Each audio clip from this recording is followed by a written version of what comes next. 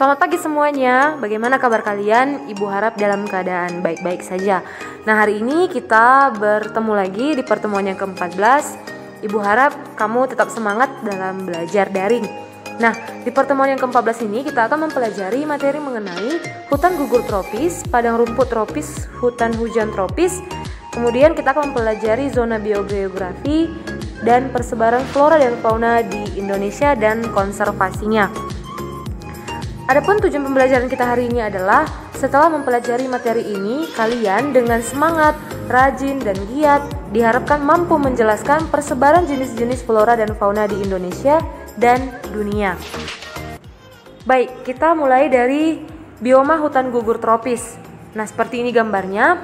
Nah, bioma hutan gugur tropis ini ditemukan di 15 derajat sampai 20 derajat lintang utara atau selatan atau di pinggiran bioma hutan hujan tropis. Jadi dia berdekatan dengan bioma hutan hujan tropis. Nah, lebih dari 2/3 pohon di hutan gugur tropis merupakan pohon yang menggugurkan daunnya. Oke, kawasan hutan gugur tropis ini terdapat di Asia Selatan, India, dan negara-negara di sekitar pegunungan Himalaya dan Bangladesh. Kemudian juga membentang sampai ke Burma, Thailand, Laos, Kamboja, dan Vietnam. Seperti itu. Nah, jadi hutan gugur tropis ini dia memiliki kanopi yang tingginya 20-25 meter. Itu sangat tinggi sekali ya. Kemudian tingginya itu biasanya sekitar 3-10 meter. Seperti itu. Nah, kita lanjut. Bioma yang selanjutnya itu adalah padang rumput di daerah tropis atau disebut juga tropical grassland. Oke, ini kira-kira gambarnya padang rumput. Kalau kemarin kan kita belajar padang rumput yang disebut dengan stepa ya, tapi itu padang rumput yang tidak ada pohon, yang tanpa pohon. Tetapi bedanya nanti ini nanti disebut dengan tropical grassland, padang rumput tropis, atau disebut juga dengan sabana atau savana. Nah, jadi sabana ini memiliki jenis tumbuhan yang tahan terhadap kelembaban yang rendah seperti itu. Nah, umumnya padang rumput tropis ini menerima curah hujan lebih banyak dibandingkan padang rumput beriklim sedang seperti itu. Nah, untuk persebarannya sabana ini bisa ditemukan di wilayah Afrika, Australia, Amerika Selatan, sebagian daerah India, dan sebagian kecil juga wilayah Indonesia. Ini nanti dicatat ya, seperti di Nusa Tenggara, Papua bagian Tenggara, dan Jawa Timur seperti itu. Biasanya di sini juga banyak terdapat hewan-hewan karnivora, contohnya seperti singa, cheetah, macan tutul. Terdapat juga antelop, jerapah, gajah, kijang, kerbau, dan rusa. Oke, kita lanjutkan ke bioma yang terakhir itu hutan hujan tropis. Nah, ciri-cirinya adalah terdapat di daerah dengan suhu relatif stabil sepanjang tahun dan curah hujan melimpah. Namanya saja sudah hutan hujan tropis, maka biasanya dia akan beradaptasi dengan iklim tropis. Nah, hutan hujan tropis itu terdapat di wilayah Indonesia, Australia bagian utara, Papua bagian timur, Afrika Tengah, dan Amerika Tengah. Oke, kalau di hutan hujan tropis ini bisa dicirikan dengan tumbuhan yang pohon-pohon yang sangat tinggi dengan kanopi yang lebat, dan biasanya di sini terdapat beratus-ratus spesies tumbuhan yang berbeda satu sama lain seperti itu. Nah, makanya nanti kalau biasanya di hutan seperti ini tuh dicirikan dengan daerah yang sangat gelap karena pohonnya itu sangat tinggi-tinggi dan kanopinya itu sangat lebat sekali, daunnya lebat. Nah, tumbuhan yang khas di hutan hujan tropis ini adalah jenis tumbuhan liana seperti rotan dan jenis epifit seperti anggrek. Oke, nah itu sudah berakhir kita mempelajari jenis-jenis bioma. Nah, di sini ada peta persebaran bioma di dunia. Jadi ada seorang ahli biogeografi yang bernama Wallace. Jadi dia memberikan tata nama yang mengidentifikasi 6 zona yang masih berlaku sampai sekarang ini. Jadi zona biogeografi ini didasari pola persebaran makhluk hidup yang berada di darat. Nah, jadi di sini nanti ada 6. Kalau kamu lihat peta ini, jadi ini peta dunia. Nanti di sini ada Nearktik, Neotropik, Ethiopian, Palearktik, Oriental, dan Australia. Mari kita bahas satu persatu ya. Oke, yang pertama itu adalah zona Nearktik. Nah, ini petanya. Jadi zona Nearktik ini membentang dari Arktik Utara di utara Kanada ke dataran tinggi Meksiko Tengah termasuk Greenland. Jadi ini dia daerahnya. Jadi di zona ini terdapat relatif sedikit keluarga mamalia. Nah, zona Nearktik Utara terdiri dari tundra dan taiga. Masih ingat ya? Kemarin kita sudah pernah belajar ini, bioma tundra dan taiga. Kemudian terdapat juga hutan gugur beriklim sedang, padang rumput di wilayah selatan tengah, dan gurun di barat daya. Seperti itu. Kemudian hanya ada 2 keluarga hewan endemik, yaitu berang-berang gunung dan kijang tanduk bercabang. Artinya hewan endemik ini hewan yang khas di wilayah ini. Itu dia. Kemudian yang kedua itu ada zona neotropik. Nah, ini petanya. Mari kita lihat ciri-cirinya. Zona neotropik ini terbentang dari Meksiko Tengah hingga ke Amerika Selatan, dari Meksiko Tengah hingga ke Amerika Selatan. Kemudian di zona neotropik ini terdapat banyak keluarga mamalia dan banyak diantaranya merupakan fauna endemik. Jadi fauna endemik di neotropik ini kebanyakan itu dari keluarga mamalia. Nah, sebagian besar keanekaragaman spesies terkonsentrasi di hutan hujan Amazon, sabana atau hujan semak tropis. Jadi hutan Amazon itu kan terdapat di wilayah Amerika. Jadi itu termasuk ke zona neotropik seperti itu. Oke, kita lanjut ke zona Australis. Oke, ini petanya. Jadi ini kalau dikatakan Australis berarti di wilayah Australia ya. Nah, zona Australis meliputi Australia dan Papua Nugini. Australia dan Papua Nugini yang ini. Serta beberapa kepulauan di Indonesia Timur seperti Maluku, Lombok, dan Nusa Tenggara, dan beberapa kepulauan di daerah Pasifik. Nah, jadi zona Australis ini sudah termasuk juga ke daerah Indonesia. Nah, sebagian besar Australia adalah gurun pasir, namun wilayah pesisir menunjukkan beragam bioma seperti hutan hujan tropis di utara dan juga di Papua Nugini. Kemudian juga terdapat hutan gugur beriklim sedang, semak-semak belukar, seperti itu. Nah, untuk hewan, kalau di Australia ini terdapat wilayah fauna yang paling terpencil ya, yang paling terpencil artinya tidak terlalu banyak di situ hewan. Nah, tapi di sini ada beberapa hewan endemik yaitu landak, ada juga platypus, ada hewan marsupial, serigala, possum, kuskus, kanguru. Ini kanguru sangat terkenal sekali di sini, koala dan wombat. Oke, kita lanjut ke zona oriental. Nah, seperti ini petanya.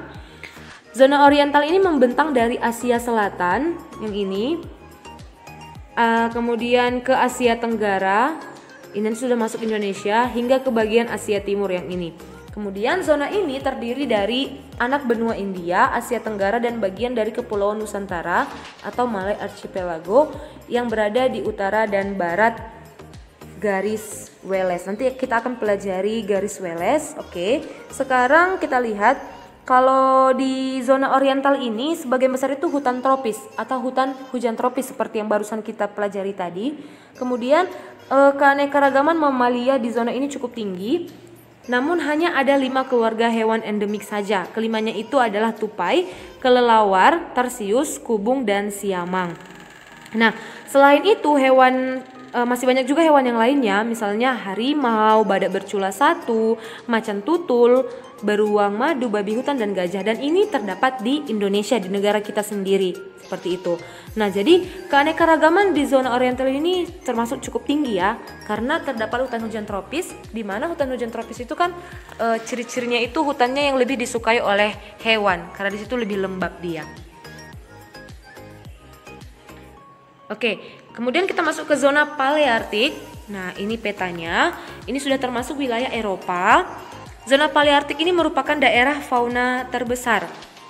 Zona ini mencakup Eropa, Rusia, Asia Tengah, Tiongkok Utara, hingga Maroko di Afrika. Ada 2 keluarga mamalia endemik di zona ini, yakni tikus mondok buta, Spalacidae, dan tikus Celevin. Oke. Zona Paleartik ini terbagi menjadi daerah Euro-Siberia, cekungan Mediterania. Terdapat juga di sini gurun Sahara dan Arab.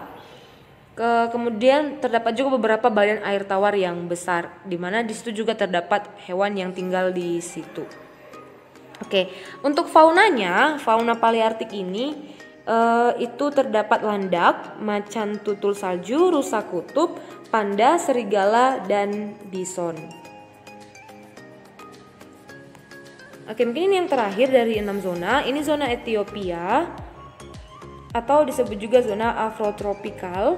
Nah, ini petanya. Ini pasti kalau kamu kenali ini daerah Afrika ya.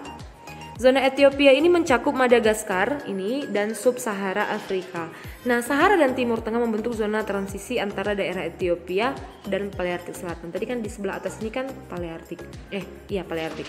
Nah, zona Ethiopia memiliki variasi vertebrata terbanyak. Vertebrata itu adalah hewan yang memiliki tulang belakang, tulang punggung terbanyak dibandingkan dengan zona yang lain. Nah, hewan yang terdapat di sini itu diantaranya ada jerapah, kuda Nil, kelelawar, tupai, tikus, dan kelinci. Jadi inilah dia 6 zona yang dibagi, zona biogeografi yang dibagi oleh Wallace. Nah, sekarang kita lihat persebaran flora dan fauna di Indonesia. Mari amati peta ini. Ini peta Indonesia. Apakah kamu melihat garis-garis penghubung? Nah, di antara beberapa wilayah. Nah, perhatikan. Ini Ibu akan menjelaskan. Jadi ini terbagi 3 nanti wilayah kita. Wilayah flora dan fauna. Wilayah yang pertama itu disebut dengan wilayah flora asiatis. Hewan asiatis yang di sini. Hewan asiatis itu meliputi daerah Sumatera, Jawa, Kalimantan, Bali. Ini kan Bali di sini. Nah, jadi ini disebut fauna asiatis. Antara ketiga wilayah ini itu dipisahkan oleh garis Wallace. Garis Wallace yang memisahkan wilayah Jawa, Kalimantan dan Sumatera Bali ini menjadi atau dibagi di antara Sulawesi, Nusa Tenggara Timur, dan Kepulauan Maluku yang di sini. Nah, kalau dia yang di tengah-tengah ini disebut dengan wilayah fauna peralihan. Ingat ya, kalau ini tadi asiatis, ini peralihan. Kemudian antara peralihan dan Australis ini dipisahkan dengan garis Weber. Bisa ya diikuti ya. Jadi dia dipisahkan oleh garis Weber. Tadi ini ini asiatis, peralihan, dan Australis. Wilayah Australis ini itu meliputi daerah Papua dan sekitarnya. Jadi dia dipisahkan oleh garis Weber.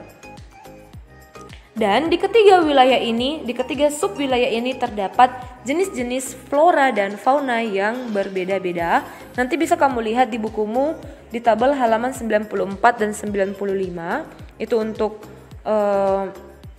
fauna. Kalau untuk flora itu di halaman 92 dan 93. Oke, kita lanjut. Nah, kita sudah masuk ke penghujung bab 2.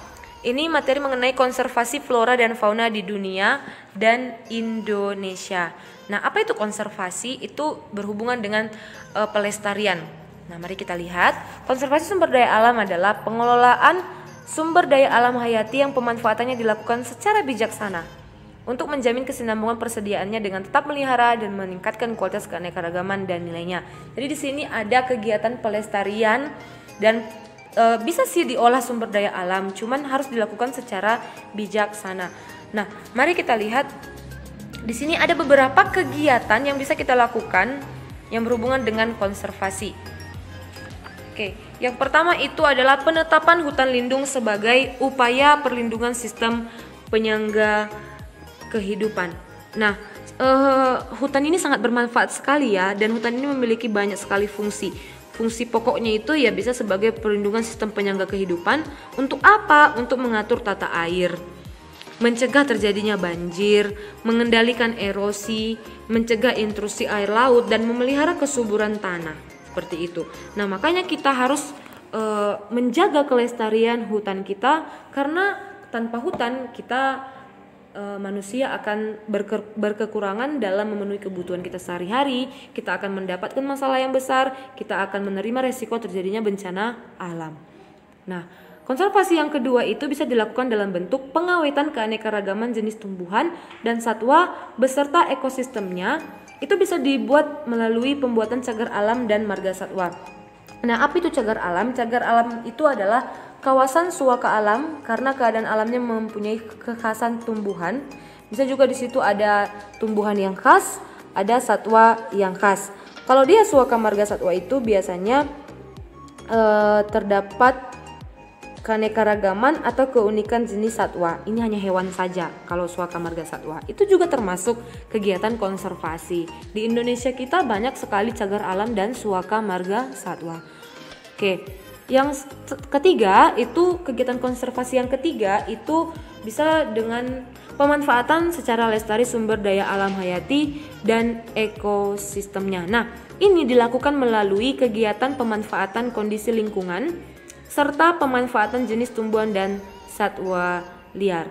Nah, jadi di sini kita juga bisa melestarikan keanekaragaman jenis tumbuhan dan satwa. Contohnya ini di sekitar perairan. Bagaimana caranya kamu bisa melestarikan hewan-hewan dan tumbuhan yang liar maupun yang tidak liar yang terdapat di wilayah ini. Nah, jadi ini termasuk kegiatan-kegiatan dalam konservasi. Jadi kita sebagai siswa kamu juga harus bisa melestarikan lingkungan sekitar tempat tinggalmu, nakku. Jadi bukan berarti kamu itu harus pergi ke suaka marga satwa atau kamu harus pergi ke cagar alam, tidak. Tapi hal terkecil di lingkungan sekitarmu pun kamu bisa melestarikan apapun itu yang berhubungan dengan kebaikan bersama. Oke, kita lihat dulu di sini ada konservasi flora dan fauna di dunia. Sebenarnya ini banyak sekali ya, banyak sekali. Tapi ini ada dua contohnya saja Ibu ambil. Yang pertama itu ada Huanglong di Tiongkok. Di sini ini dikenal dengan kolam yang berwarna-warni yang dibentuk oleh endapan kalsit dan ini sangat dijaga sekali. Kemudian ada Taman Nasional Yosemite di Amerika Serikat. Jadi ini juga sangat dijaga karena di sini juga terdapat zona-zona vegetasi. Nah, itu di dunia. Kalau di Indonesia itu sebenarnya banyak ya. Sebenarnya banyak. Nanti kamu lihat lagi di bukumu, ada banyak sekali. Tapi ini mewakilkan saja.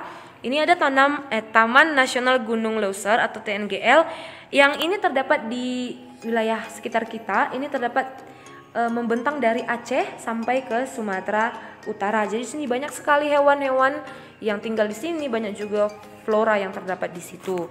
Kemudian mungkin kalau kamu pernah ke sini, yang kedua itu ada kebun raya Bogor. Nah, di sini juga banyak terdapat flora-flora yang ditanam di situ.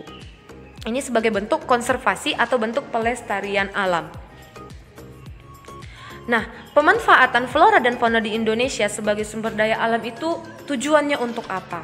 Nah, jadi sini ada 3 tujuannya itu. Yang pertama itu menjaga keseimbangan ekologis. Artinya apa? Tanpa flora dan fauna manusia itu tidak akan bisa hidup ya nakku. Tanpa flora dan fauna kita tidak bisa hidup.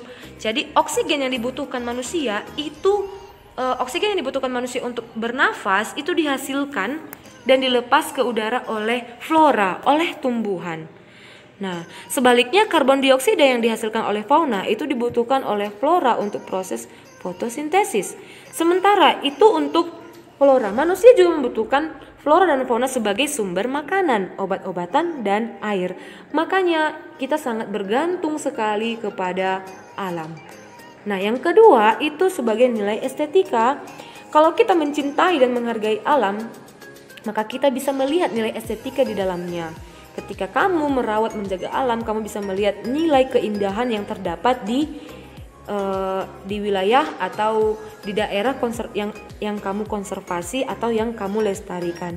Kita bisa mengunjungi keindahan alam. Tak jarang ya kalau sekarang ini kebanyakan orang-orang berkunjung ke alam untuk menikmati keindahan alam. Itu termasuk nilai estetika. Nah, yang terakhir mengembangkan ekonomi lokal. Jadi ketika kamu menjaga atau melestarikan flora dan fauna itu memberikan kontribusi ekonomi bagi negara melalui pariwisata. Karena keindahannya, jadi dia dijadikan sebagai tempat wisata, maka itu juga bisa menambah devisa negara melalui retribusi yang diminta. Seperti itu. Jadi anak-anakku yang baik, marilah kita melestarikan, menjaga, dan mengelola sumber daya alam kita, flora dan fauna yang terdapat di Indonesia kita ini dengan baik dan dengan bijaksana. Baiklah, demikian saja materi kita hari ini. Semoga bermanfaat untuk kalian. Jangan lupa kerjakan tugasnya dan kirim tepat waktu. Salam SFD, semangat, fraternitas, Dina.